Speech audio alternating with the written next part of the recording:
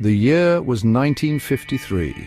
The world was in the grip of the Cold War, a period marked by intense rivalry and suspicion between the United States and the Soviet Union. This was a time when the fear of communism was pervasive and the threat of nuclear war loomed large over the global landscape. Governments on both sides were engaged in a relentless quest for power and control, often resorting to covert operations and espionage to gain the upper hand. The Cold War cast a long, dark shadow across the globe, fueling paranoia and suspicion. Propaganda was rampant, and the media played a significant role in shaping public perception. People lived in constant fear of the unknown, and the idea of an invisible enemy infiltrating their lives was a terrifying reality. This atmosphere of distrust and anxiety created the perfect breeding ground for secretive government projects. In the United States, the Central Intelligence Agency, or CIA, operated in secrecy, driven by a single-minded focus to gain an advantage over its Soviet rivals. The agency was willing to go to great lengths to achieve this goal, often operating outside the bounds of legality and morality. The CIA's clandestine activities were shrouded in mystery, and the public was largely unaware of the extent of their operations. This obsession with supremacy gave birth to a project shrouded in darkness, MKUltra. The project was conceived as a means to explore the potential of mind control and psychological manipulation. The CIA believed that by understanding and mastering these techniques, they could gain a significant advantage over their adversaries. The project was top secret, and only a select few within the agency were aware of its existence. Born out of fear and fueled by unchecked ambition, MKUltra was the brainchild of a CIA obsessed with mind control. The agency sought to unlock the secrets of the human mind, believing that they could manipulate thoughts, behaviors, and even memories. The experiments conducted under MKUltra were often unethical and inhumane, involving the use of drugs, hypnosis, and other forms of psychological manipulation. The agency believed that the Soviets had mastered techniques to manipulate minds, turning individuals into unwitting puppets.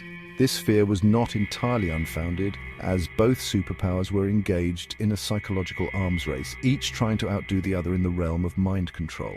The CIA was determined to counter this perceived threat, and they were willing to go to any lengths to achieve their goals. Determined to counter this perceived threat, the CIA embarked on its own clandestine program, one that would have devastating consequences. The experiments conducted under MKUltra were often conducted without the knowledge or consent of the subjects involved. Many of the participants were unwitting civilians, prisoners, and even military personnel. The ethical implications of these experiments were staggering, and the long-term effects on the subjects were often severe. The official start date for MKUltra is often cited as April 13, 1953. This marked the day that Alan Dulles, then Director of Central Intelligence, authorized the project. Dulles was a key figure in the CIA's history, and his tenure was marked by a number of controversial and secretive operations. His authorization of MKUltra set the stage for one of the most infamous and secretive projects in the agency's history. This marked the day that Alan Dulles, then Director of Central Intelligence, authorized the project. Dulles was a staunch advocate of aggressive intelligence operations, and he believed that MKUltra could provide the CIA with a significant advantage in the Cold War. Under his leadership, the project received substantial funding and resources, allowing it to expand rapidly. However, the seeds of this dark endeavor had been sown much earlier. The CIA had been experimenting with various mind-altering substances and techniques since the late 1940s. These early experiments laid the groundwork for what would eventually become MKUltra. The agency's interest in mind control was driven by a desire to develop new methods of interrogation and psychological warfare. The CIA had already been experimenting with various truth serums and mind-altering substances, hoping to find a way to extract information from resistant subjects. MKUltra was different. It was not merely about interrogation. It was about control, total and absolute. The agency sought to develop techniques that could be used to manipulate and control individuals on a fundamental level, effectively turning them into puppets. It was not merely about interrogation, it was about control, total and absolute.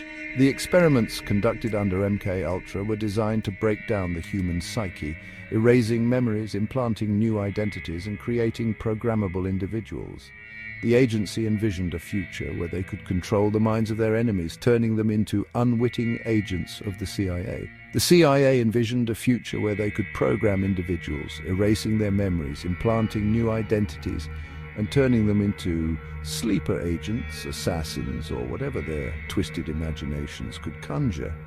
The potential applications of these techniques were vast, and the agency was eager to explore every possibility. However, the human cost of these experiments was immense, and the ethical implications were profound. The legacy of MKUltra is a dark chapter in the history of the CIA, one that serves as a stark reminder of the dangers of unchecked ambition and the pursuit of power at any cost. At the helm of this shadowy enterprise stood Sidney Gottlieb, a brilliant but deeply troubled chemist who headed the CIA's Technical Services Staff, or TSS. Gottlieb's journey into the dark recesses of the human mind began with a seemingly innocent fascination with chemistry and biology. As a young man, he was captivated by the mysteries of the natural world, spending countless hours in his makeshift laboratory experimenting with various compounds and substances. This early curiosity would eventually lead him down a path of ethical ambiguity and moral compromise. Gottlieb, a man of contradictions, was a lover of nature and a devout follower of Eastern mysticism. He often retreated to the wilderness to find solace and clarity, practicing meditation and studying ancient texts. This spiritual side of him seemed at odds with his professional life, where he was engaged in some of the most controversial and secretive projects of the Cold War era.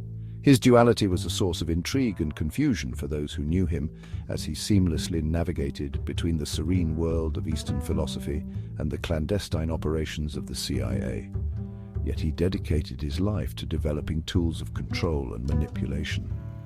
In the dimly lit laboratories of the CIA, Gottlieb and his team worked tirelessly to unlock the secrets of the human mind. They believed that by understanding and manipulating the brain's inner workings, they could gain an unprecedented level of control over individuals and, by extension, entire populations. This quest for power and knowledge drove them to explore the darkest corners of human psychology, often with little regard for the ethical implications of their actions.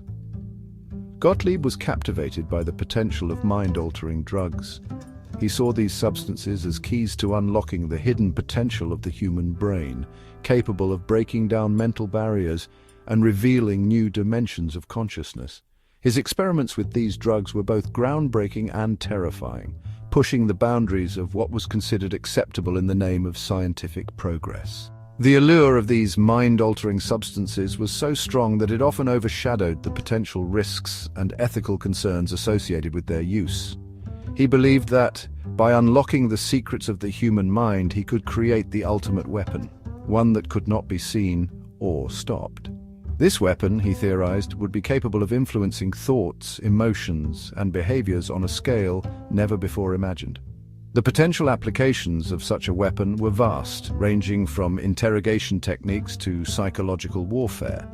Gottlieb's vision was both ambitious and terrifying as he sought to harness the power of the mind for purposes that were often shrouded in secrecy and controversy. Under his direction, MKUltra quickly expanded, encompassing a vast and terrifying array of experiments. These experiments were conducted in secret, often without the knowledge or consent of the subjects involved. The scope of MKUltra was staggering, with projects ranging from drug testing to psychological manipulation. The secrecy surrounding these experiments only added to their mystique as rumors and speculation about the true nature of MKUltra spread like wildfire.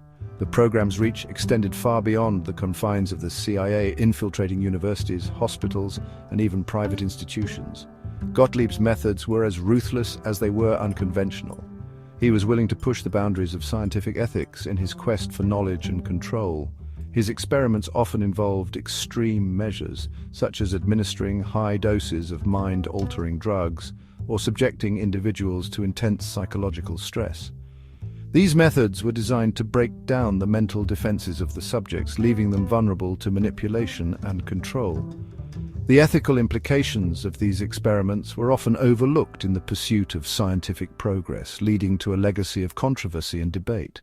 He had no qualms about using unwitting subjects, often drawn from the most vulnerable segments of society: prisoners, mental patients, and even unsuspecting civilians. These individuals were often subjected to experiments without their knowledge or consent, raising serious ethical and legal questions. The use of vulnerable populations in these experiments highlighted the darker side of Gottlieb's work, as he prioritized the potential gains in knowledge and control over the rights and well-being of the subjects. The impact of these experiments on the lives of the subjects was profound, leaving many with lasting psychological and physical scars. He justified his actions by claiming that the ends justified the means, that the potential gains in national security outweighed the risks to individuals. This rationale was often used to defend the more controversial aspects of MKUltra, as proponents argued that the knowledge gained from these experiments could be used to protect the nation from external threats. However, this justification was not universally accepted, and many critics argued that the ethical violations committed in the name of national security were unacceptable. The debate over the morality of MKUltra continues to this day, as historians and ethicists grapple with the legacy of Gottlieb's work. Driven by an almost fanatical zeal, Gottlieb oversaw the testing of countless substances on human subjects. His dedication to his work was unwavering, as he sought to uncover the secrets of the human mind through any means necessary. The sheer volume of experiments conducted under his direction was staggering, with substances ranging from common pharmaceuticals to exotic and experimental compounds. Each experiment brought new insights and challenges as Gottlieb and his team pushed the boundaries of what was known about the human brain. LSD, with its ability to induce hallucinations and alter perceptions, became a particular obsession. Gottlieb believed that this powerful substance held the key to unlocking new dimensions of consciousness and control. His experiments with LSD were both extensive and controversial, as he sought to understand its effects on the human mind and how it could be used for purposes of manipulation and control. The cultural impact of LSD during the 1960s only added to its mystique, as it became a symbol of both scientific exploration and countercultural rebellion. But Gottlieb's curiosity extended far beyond drugs. He was fascinated by the potential of various psychological techniques and therapies to influence and control the mind. His experiments with hypnosis, for example, sought to understand how suggestion and altered states of consciousness could be used to manipulate behavior. Similarly, his work with electroshock therapy explored the potential of electrical stimulation to alter mental states and break down psychological barriers. These experiments were often conducted in secret, with little oversight or ethical consideration. He explored the potential of hypnosis, electroshock therapy, sensory deprivation, and even psychic phenomena, all in the pursuit of mind control. Each of these techniques offered a different approach to understanding and manipulating the human mind, and Gottlieb was determined to explore them all. His work with sensory deprivation, for example, sought to understand how isolation and sensory deprivation could be used to break down mental defenses and induce altered states of consciousness. Similarly, his interest in psychic phenomena explored the potential of telepathy and other paranormal abilities to influence thoughts and behaviors, all in the pursuit of mind control. Gottlieb's work was driven by a relentless quest for knowledge and power, as he sought to unlock the secrets of the human mind and harness its potential for control and manipulation. His experiments were both groundbreaking and controversial, pushing the boundaries of what was considered acceptable in the name of scientific progress. The legacy of his work continues to be a subject of debate and controversy, as historians and ethicists grapple with the ethical implications of his experiments and the impact they had on the lives of the subjects involved.